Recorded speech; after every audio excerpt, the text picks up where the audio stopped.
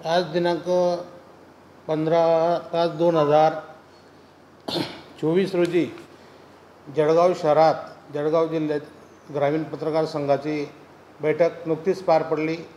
त्या बैठकीत त्या मीटिंगमध्ये पत्रकारितेमध्ये कर्तव्यदक्ष पत्रकार असे हेमराज अण्णा सोनवणे आयकॉन टीव्हीचे संपादक यांची ग्रामीण पत्रकार संघ जिल्हाध्यक्षपदी निवड करण्यात आली आहे।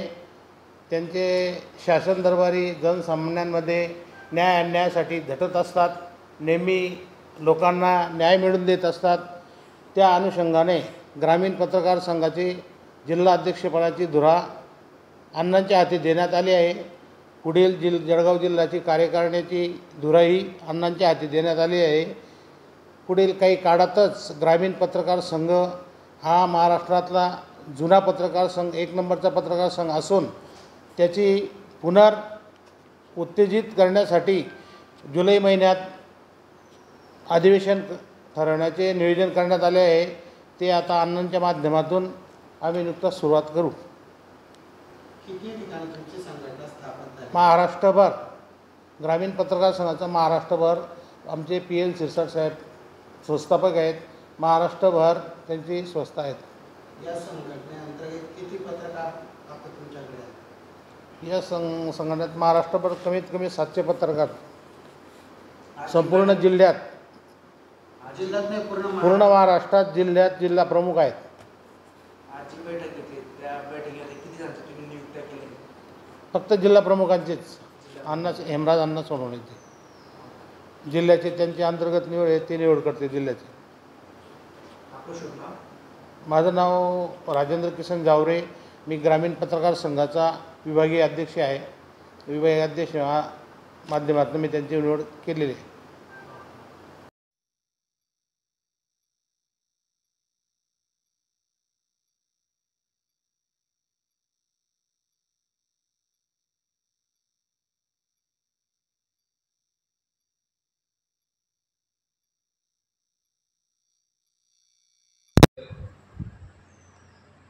जळगावमध्ये महानगर असेल, 15 तालुके असतील आणि तालुक्यामध्ये येत असणारे सर्व लहान छोटे मोठे गाव असतील।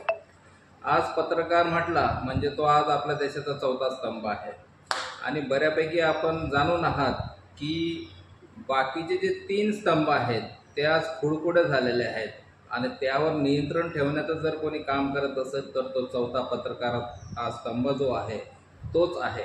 आणि त्याला अजून सक्षम करण्याचं काम साहेबांनी आपल्यावर सोपवलेलं आहे आणि त्याला येत्या पुढच्या काळामध्ये वर्षभरामध्ये पत्रकार हा जो संघ आहे, ग्रामीण पत्रकार संघ, याला सक्षम आणि मोठं करण्याचं एक कर्तव्य बजावण्याची जिम्मेदारी जी माझ्यावर आहे ती मी सक्षमपणे निभावणार आहे।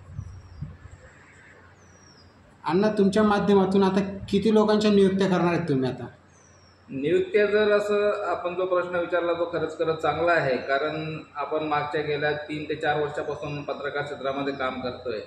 आपण खास करून ग्रामीण भागामध्ये आपलं चांगलं वर्चस्व आहे आणि ज्यावेळेस आम्ही ग्रामीण भागात व्हिजिट देतो तर तिथले जे लोकल पत्रकार आहेत ते देखील आमच्याशी जोडतात। ते आपला एपिसोड बघत असतात, आपलं चॅनल बघत असतात, त्यांना आपल्याकडून चांगल्या गोष्टी शिकायला मिळत असतात। आणि त्यावेळेस आपल्याकडे असं कुठलंही संघटन नव्हतं, आज मात्र आपल्या हातात मोठं संघटन आहे। तर नक्कीच ते सर्व गावचे जे पत्रकार आहेत ते आता आपल्यासोबत जोडतील आणि जर आपण तालुका बेसचा जर विचार केला तर येत्या 6 महिन्यामध्ये साधारण 100 तरी आपण जे छोटे मोठे पत्रकार आहेत त्यांना आपण एकत्रित करण्यासाठी नक्कीच प्रयत्न करणार आहोत। अण्णा, सदरील 4 ते 5 वर्षापासून आपण या पत्रकार क्षेत्रामध्ये कार्यरत आहात, तर आतापर्यंत तुमच्या माहितीनुसार तुम्ही किती लोकांना न्याय दिलेला आहे आणि किती लोकांना असं तुम्ही त्या लायक ठरवलेलं आहे की, आणि किती लोकांवरती तुमच्यामार्फत गुन्हे वगैरे दाखल झालेले आहेत काही?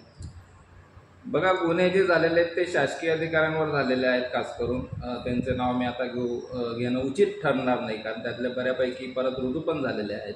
आणि राहिला गोष्ट न्याय देण्याचा, तर आम्ही आमच्या चॅनलच्या माध्यमातून आतापर्यंत कमीत कमी 800 ते 1000 लोकांना स्वस्त धान्यात दुकान मिळवून देण्यासाठी सक्षम ठरलेलो आहोत।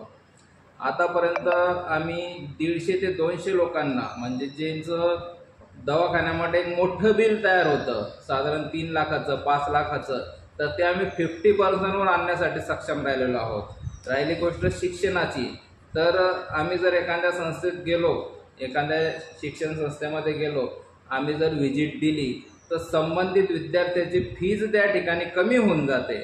तसं आम्हाला तिथले प्राचार्य देखील सहकार्य करत असतात. हा शब्द आपण तुर्तास तरी वापरूया. धन्यवाद.